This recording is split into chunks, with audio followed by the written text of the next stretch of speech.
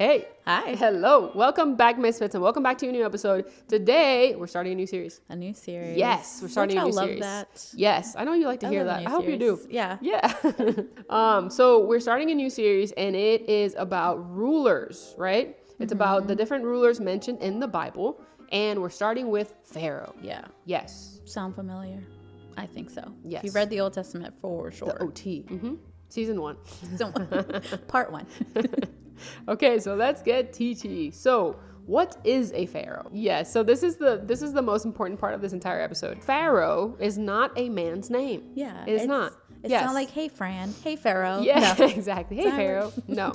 So it's actually a title. It's the man's title. And you'll see a theme of this throughout this series. But just so you know, Pharaoh is not a name. It's just a title. It's like you would say King X. Right. You'd say Pharaoh, and they have a name. Yes. So Pharaoh is a common title for native kings of Egypt in the Bible, corresponding to Pira or Pharaoh, which is just Phra, and it's just a representation of the sun in basically of hieroglyphics, right? So if you're familiar with the Yahweh situation, how it doesn't have any actual vowels, right? It's just the, what is it? Yes. Consonants. What? Consonants? Am I saying that wrong? No, you're saying it's just consonants, no vowels, right? Yes. Okay, so Yahweh it's the Y, the W, and the H. I thought it was 4 letters. Yeah, it is 4. I'm missing one. I don't know which one it is. I can't. I'm like picturing 4 letters, bro. Okay, we're back. We paused it and we Googled it. It's YHWH. Yeah. So the H is repeated. That's why we couldn't figure out what we knew there was another one in there. Yes. Just wanted to make sure. So it's YHWH, and there's no vowels. So similar to this Pharaoh situation, it is PHRA, and it just, when you say it, it sounds like the word Pharaoh, but it's also the hieroglyphic of the sun. If you know from like school, like Egyptians use a lot of symbolism, which was the hieroglyphic, so that's kind of where that comes from. Yes, that was a long explanation, but we needed to clarify. Yep, we need to understand, exactly. And then we hope you understand too. Yeah, that's why we get paid the big bucks. Yeah. All $0.99. All $0.99 of the bucks. So many think that the name Pharaoh derived from the word Pharaoh, which is Perao, which means, quote, the great house. And it's a reference to the palace where the Pharaoh lived, which is interesting. Many also have different opinions of when the title Pharaoh started to be used. Some say it wasn't used in Hebrew until 1000 BC. Even then, the title was not used by the Egyptians until after the pyramids were built. So it began being used to reference, quote, the government, and then evolved as a use for the king or the ruler. So it's something that evolved over time. Right, like within the Egyptian community or people. Yeah. So even though the Egyptians would not have used the title of Pharaoh themselves to refer to their kings until much later, it is natural for a writer in the time of Exodus, like Moses, to have used it to refer to the kings or rulers of Egypt. Yeah, from what we found, it sounds like other people were referring to these Egyptian rulers as pharaohs, but within the Egyptians, they didn't necessarily start using it until later on. Right, which is interesting. They just kind of stuck. But but it's just kind of like others would have used it, and so it just kind of evolved. Right. So Pharaoh, as the ruler of the land, he made laws, waged war, collected taxes, and oversaw all the land in Egypt, which was owned by him. And in addition to being the ruler of heads of state, Pharaoh was also considered the religious leader of their people. So as the religious leader of the Egyptians, the Pharaoh was considered the divine intermediary between the gods, little g gods, and the Egyptians. Maintaining religious harmony and participating in ceremonies were part of the Pharaoh's role as head of the religion. So teaching moment here, when we read this, it makes sense as to why eventually God went after them, right? And had to basically use his like righteous judgment against them. Right. As we know, the only intermediary is Jesus, of course. And it's interesting to see how they perverted the use of little g gods and the role of Jesus. We see this all throughout history. This is why so many religions have a, quote, similar structure of a god, a little g god, and a person or other god who somehow connects the humans to the deity. Yeah, and if you remember, like with the Israelites, they didn't have kings until God appointed kings to them. And that's because the people wanted to be like these other nations and stuff.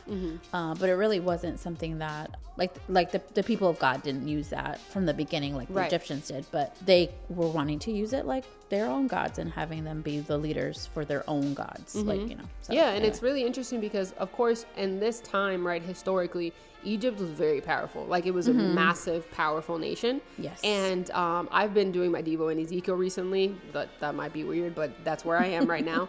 But Ezekiel, he talks about how God's righteous judgment on Egypt specifically. Like, he talks about when, I want to say he used Nebuchadnezzar to attack them or something. But anyway, there's a part in Ezekiel where it says that Pharaoh, so this is God talking through Ezekiel, right? But he was saying how Pharaoh thought that that he was so powerful that he created he created the Nile River. Like, it was his river. And I'm just like, the boldness, sir. Where did you come up with that, How sir? dare you? And I'm this like, was here since you were born. Yeah, like, what are you talking about? Yeah. So, like, are you the first pharaoh ever? Yeah. Because have you been living forever? I'm pretty sure it's been around before you, right? I didn't even think of that when I read it. But yeah, that was how bold it was. It's like, because they were so and prominent. how twisted these ideas can be to where they believe basically their own lies or their own like ideology, right? And saying like, oh no, oh it was me, like, when there's obvious like signs that it wasn't. Right. And it makes sense, right? Because he's like, I own Egypt, I do what I want or whatever. Yeah. So I'm gonna claim this river. Yeah, exactly. I made it.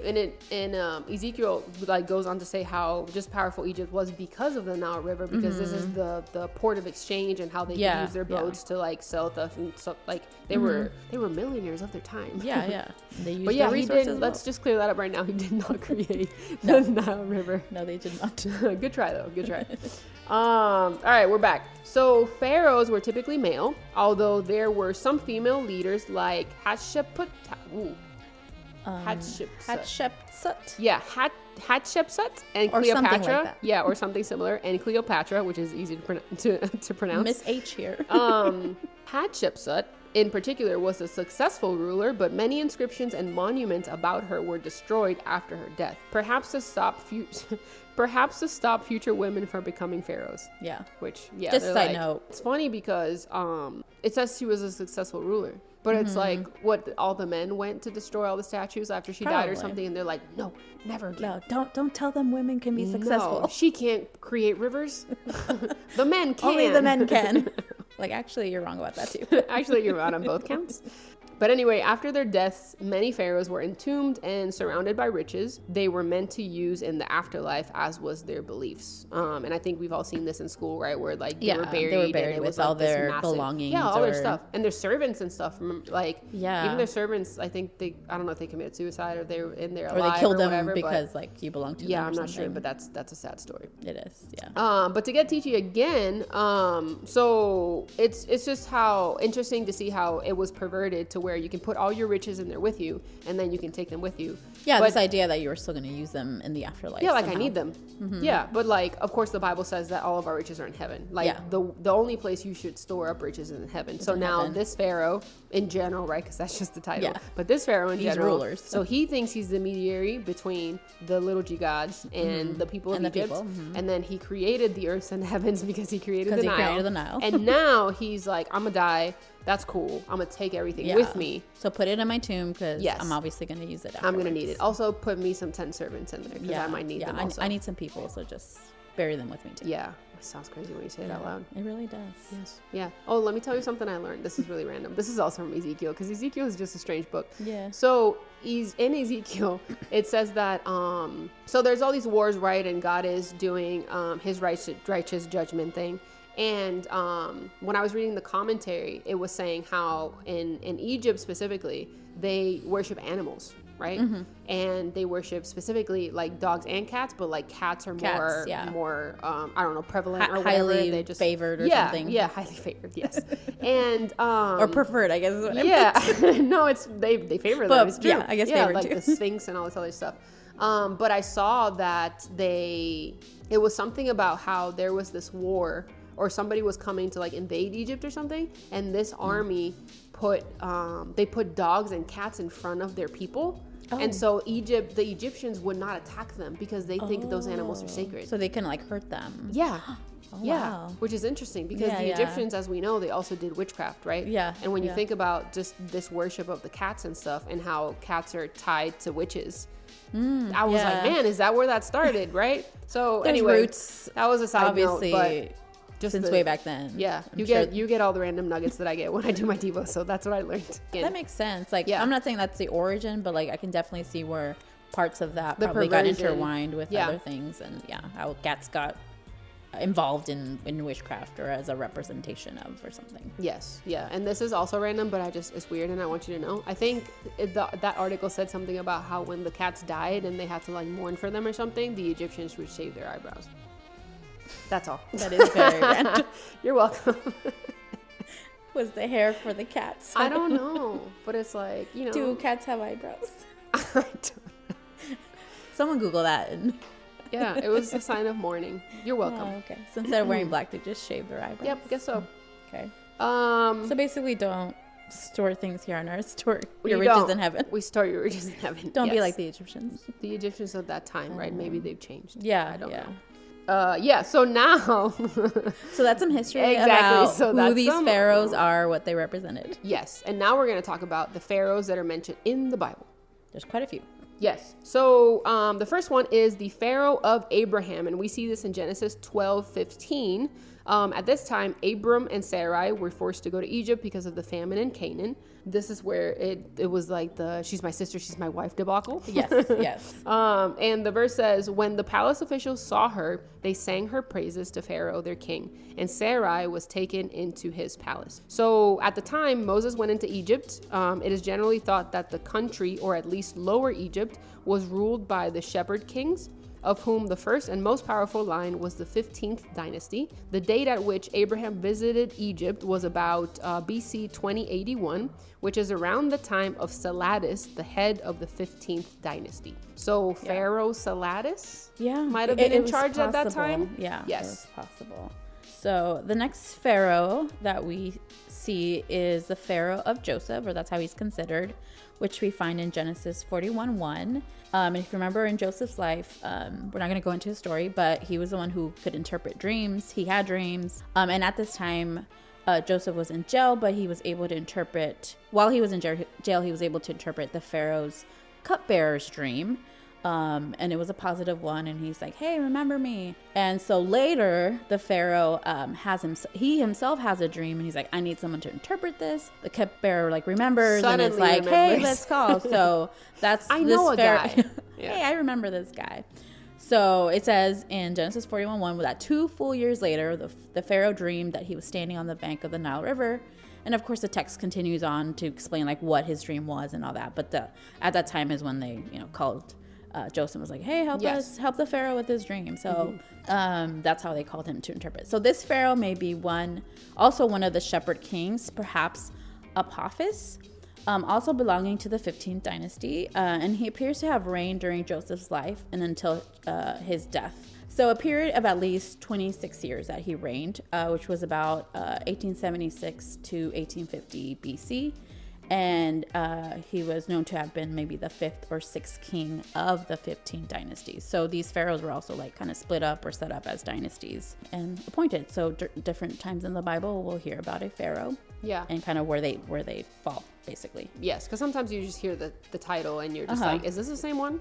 Has he not exactly. died? Is this a different person? Yeah, like, because you just hear Pharaoh, and again, like a lot of these weren't named by names because as far as like from the Israelites' point of view, it wasn't so much who this Pharaoh was. Right. It's like what he represented or what he did during his time. Yeah, like it's not important that I tell you his name. Yeah, right like I can tell, but that's not the important part. Us. He was terrible. Yeah. Which brings us to number 3, because he's known as the Pharaoh of the oppression. And this is found in Exodus 1:8. And the text says, eventually a new king came to power in Egypt who knew nothing about Joseph or what he had done. And then it goes on to name him as Pharaoh.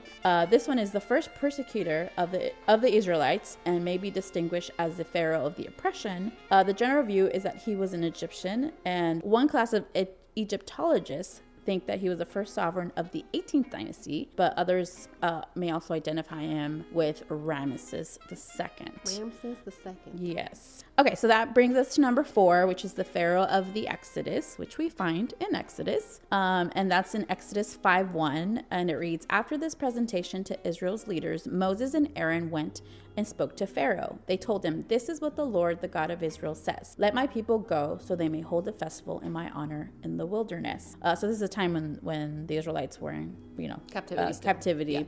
Yeah. So this specific Pharaoh was keeping them. So this Pharaoh with his army pursued the Israelites, and they were the ones who were overwhelmed in the Red Sea. With their chariots and horses and all yeah. things. So when you hear about that Pharaoh, it's this one. So it's a different one. Yes. And he's known as the Pharaoh of the Exodus. And then we move to number 5, which is Pharaoh, father-in-law of Mered. And we read this in Chronicles. It's in the genealogy of the tribe of Judah. There's a mention made of the daughter of Pharaoh who was married to an Israelite. So there's a reference to a Pharaoh. And the text says, Bithia, the daughter of Pharaoh, which Mered basically took as wife. Mm-hmm. So that's the mention of a Pharaoh during this time. So again, a different Pharaoh, but there's like a brief mention of him in Chronicles. Number 6 is Pharaoh, who is the brother-in-law of Hadad the Edomite. The king gave Hadad as his wife the sister of his own wife, Tahpenes. Yeah. Tahpenes. Mm-hmm. Tahpenes. And we find this in 1 Kings 11, and verse 19 says, Pharaoh grew very fond of Hadad, and he gave him his wife's sister in marriage, the sister of Queen Tahpenes. So again, there's a mention of a Pharaoh who marries here. The 7th Pharaoh that's mentioned, which is the Pharaoh, the father-in-law of Solomon. So they mention that the queen was brought into the city of David while Solomon's house and the temple and the city walls were built. So this all shows that the marriage took place no later than the 11th year of the king. So when the temple was finished, Pharaoh led an expedition into Palestine. And we see this in 1 Kings 9:16. It says, Pharaoh, the king of Egypt, had attacked and captured Gezer, killing the Canaanite population and burning it down. He gave the city to his daughter as a wedding gift when she married Solomon. So there we see the father-in-law relationship with Solomon. Then we go to the 8th Pharaoh that's mentioned, which is known as Pharaoh, the opponent of Sennacherib.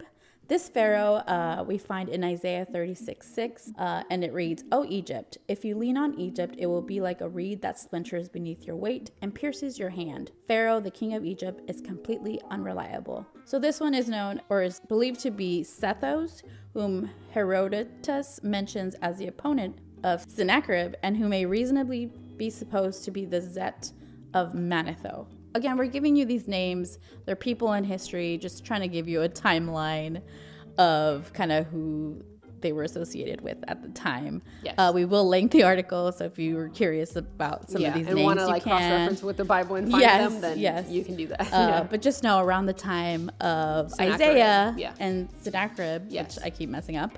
But you get it. Yes. Yes. And all this stuff is found in Ezekiel too, because Isaiah and, as we mentioned before, Isaiah and Ezekiel are contemporary. Yes. Yeah.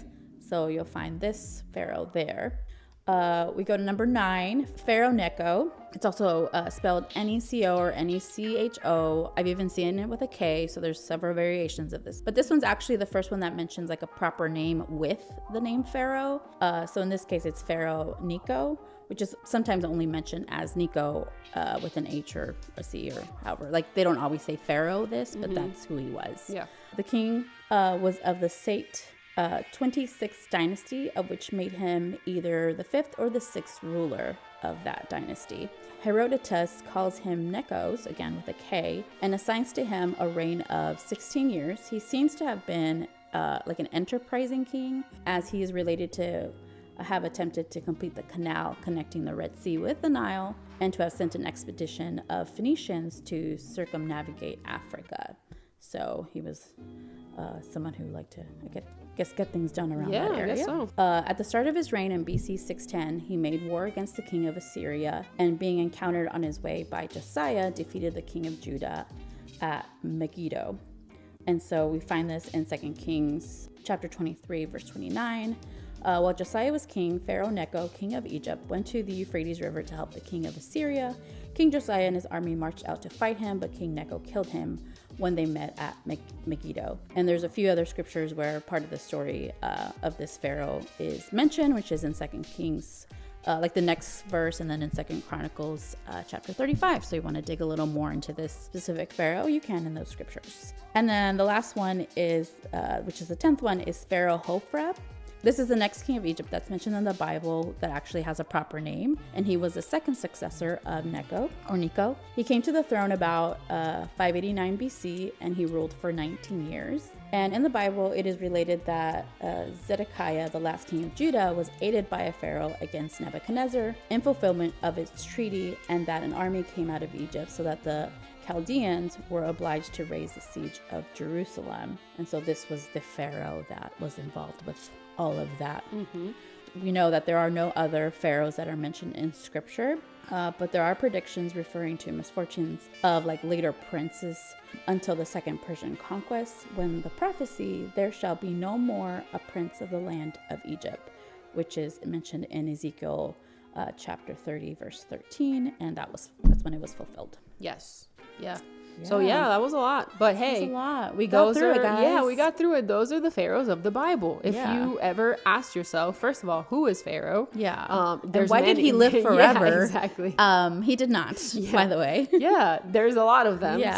Some are men and some are women, we found out today. Because I knew about Cleopatra. I didn't know she was a pharaoh, though. I mean, I guess it makes sense now, but I didn't really think about that. I just knew about that she was Egyptian. I can see a picture in my head of like winged eyeliner and stuff, but other than that, I didn't know much. But now we know she was a pharaoh. Yeah. So we just wanted to share this with you.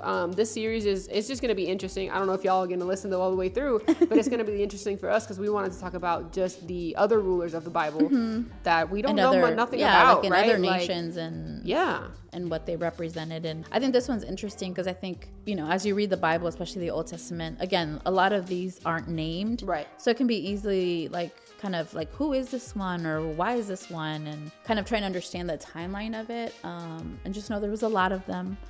These 10 are the ones that are mentioned.